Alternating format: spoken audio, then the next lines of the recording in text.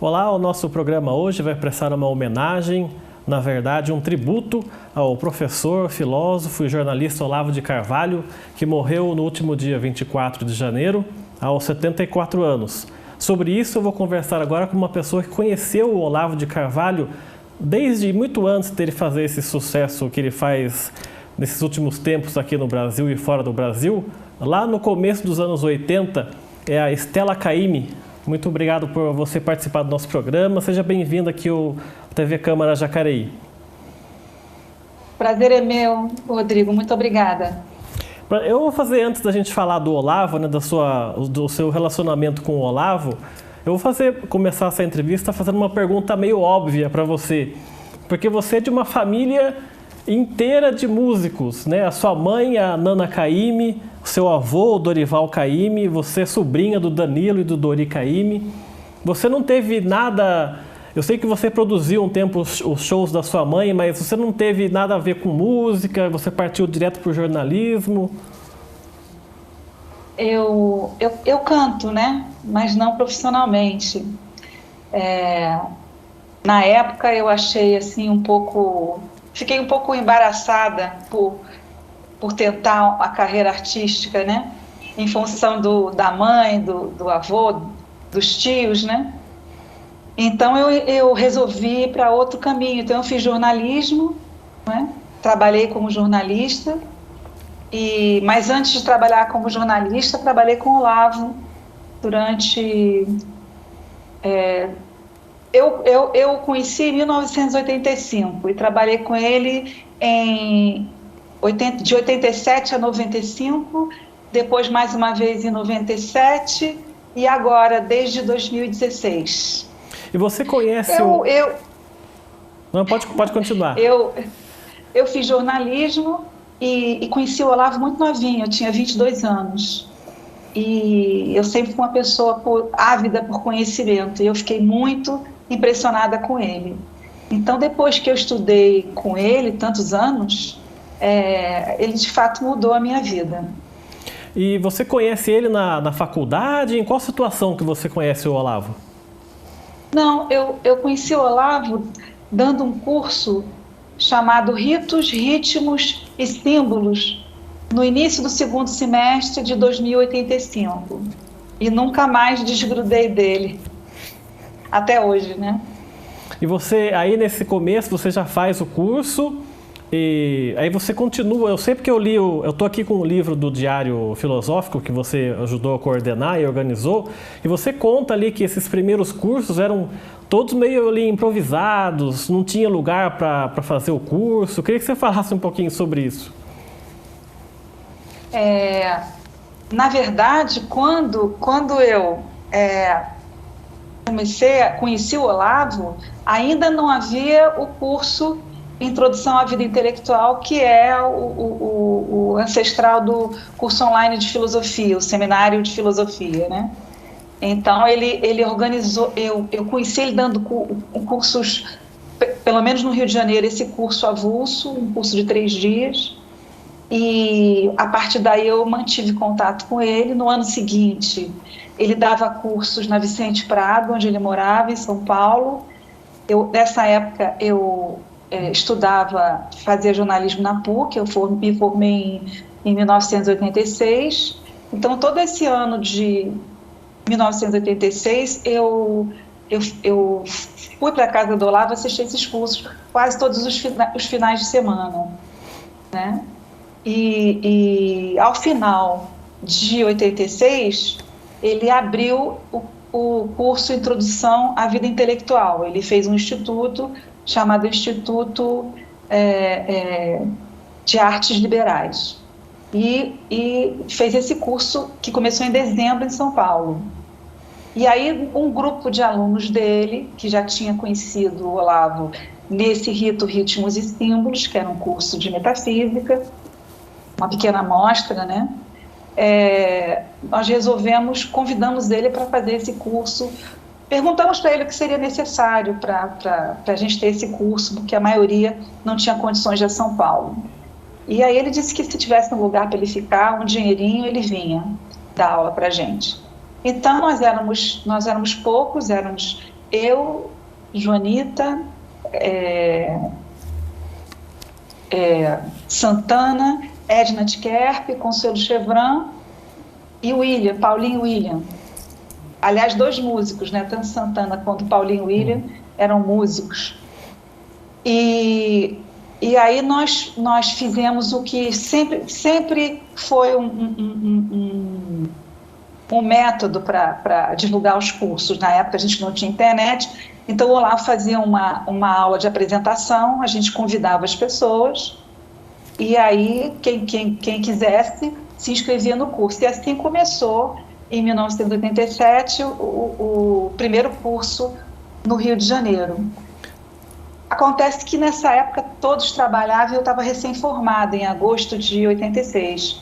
Então, quem ficava com o Olavo, quando ele vinha para São Paulo, fazia companhia, atendia ele, organizava o curso, era eu. Então, a partir de 87, eu digamos que me profissionalizei. O Olavo me convidou para continuar organizando os cursos, e eu fiquei organizando vários cursos ao longo daqueles 7 anos. E você até descreve no livro que a divulgação desses cursos você fazia por meio de notinha em jornal, era uma divulgação boca a boca. Vocês até sediaram desses cursos numa escola de criança, que sentaram todo mundo numa cadeira, em cadeiras pequenas, né? Eu queria que você contasse um pouco dessa improvisação que acontecia para poder ter essas aulas, né? Então, esse primeiro curso era só um grupo de pessoas que queriam estudar e que queriam trazer o Olavo para dar aula. Então, a gente teve que improvisar. Nós não tínhamos recursos, então a Edna, os filhos estudavam no Santo André, ali em Botafogo, na Rua da Matriz. Conseguiu da Mag, a diretora do colégio, a sessão por 4 noites seguidas, uma sala, só que era um colégio de pré-escola, maternal e pré-escola, então as cadeirinhas eram mínimas, né? Então a gente sentava naquelas cadeirinhas de criança e assim começou o curso, né? E ficamos ainda pelo menos mais um ano e meio a 2 no Santo André.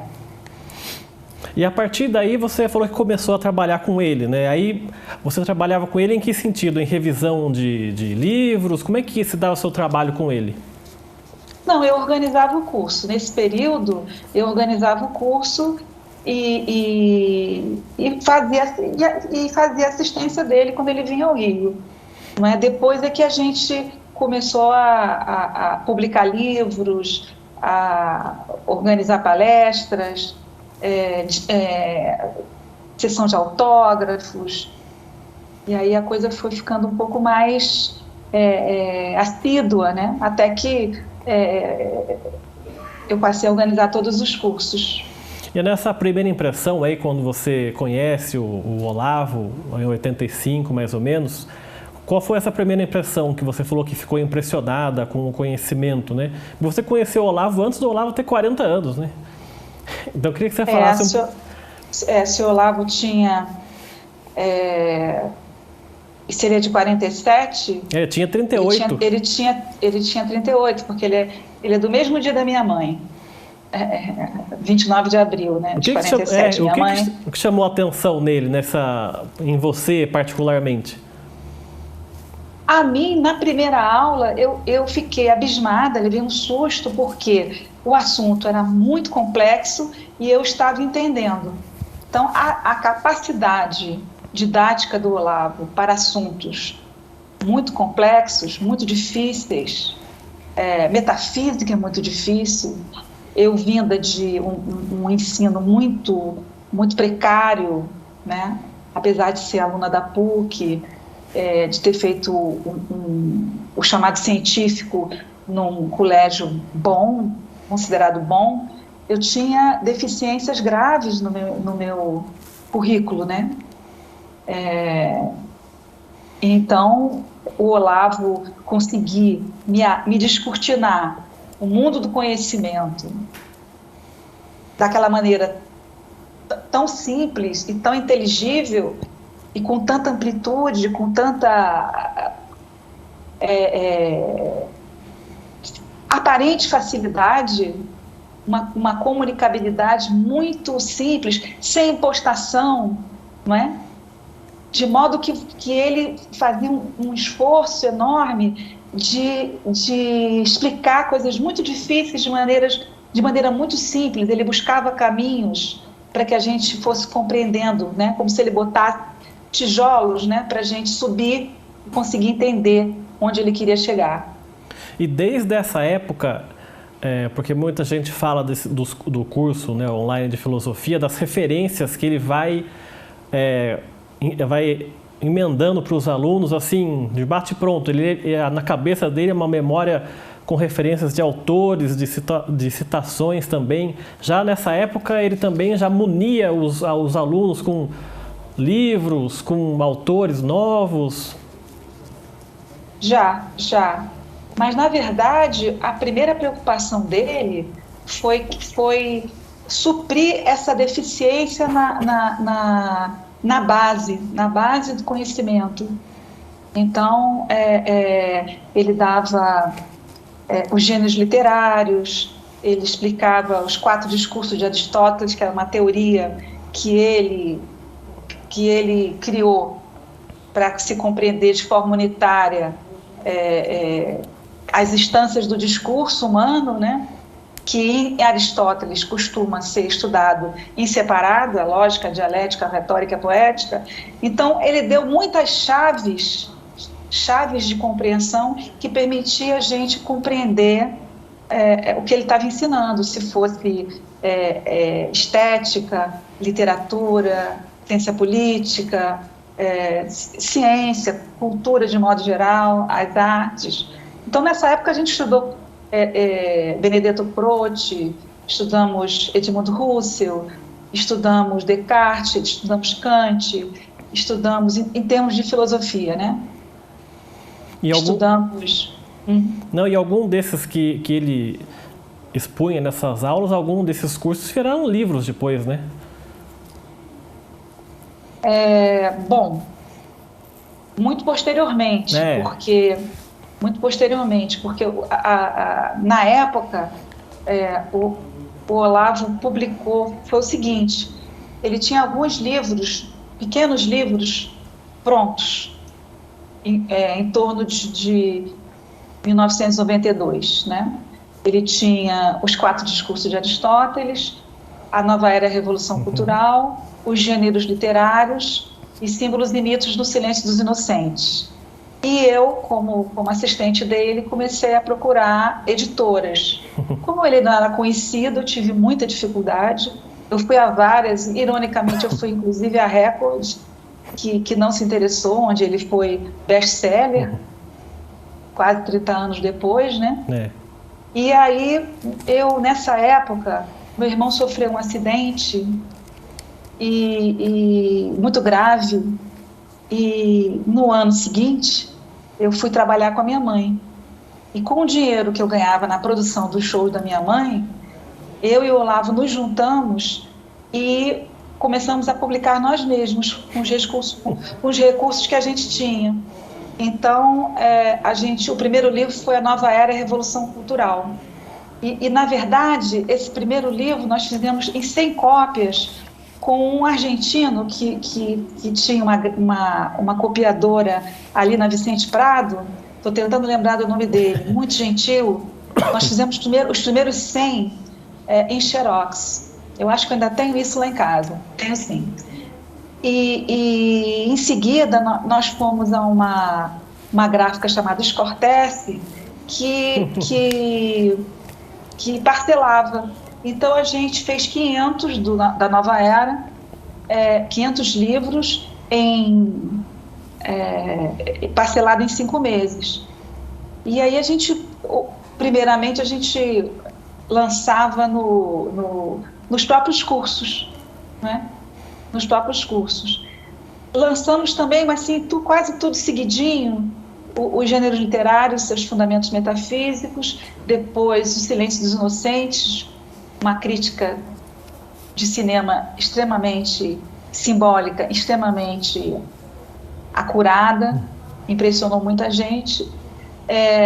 os 4 discursos de Aristóteles, e eu fiz um trabalho como jornalista no CEUTEC, que era o braço tecnológico de um colégio tradicional do Rio de Janeiro, que era o CEL. E aí nós fizemos, eles fizeram um evento com uma palestra com Almir, iam fazer uma palestra com Almir Klink, e me chamaram para fazer assessoria de imprensa. E aconteceu que que eles não sabiam que a Almir Klink não queria que fosse divulgado. Aí eu conversei com o dono do CEUTEC que eu ia fazer um lançamento de livro na Casa de Cultura Laura Alvim, que, aliás, abrigou vários cursos do Olavo também. Disse que se ele quisesse, a gente fazia lá. E ele aceitou de pronto, então o Olavo deu lá tinha um auditório high-tech, tinha televisões em todos os andares, era um prédio high-tech na época, né? Considerado moderno, à beira da Lagoa Rodrigo de Freitas. Então nós fizemos o lançamento, encheu, lotou, as pessoas se acotovelavam, assistiam pelos monitores, e lançamos assim a Nova Era Revolução Cultural, e vendeu tudo. Para a gente encerrar esse bloco, de uma certa forma a gente pode então afirmar que a MPB, por meio da sua mãe, ajudou um pouquinho na divulgação do Olavo, né, nos primeiros anos dele. Assim, foi sim, eu considero, sou muito grata à mamãe, porque com esse dinheirinho da produção, a gente conseguiu bancar esses primeiros livros, né, e tornar o Olavo mais conhecido, circular, né. O livro tem um outro peso, né. Dá certo, vamos fazer o nosso primeiro intervalo então. O programa Gente em Destaque volta daqui a pouco, até já.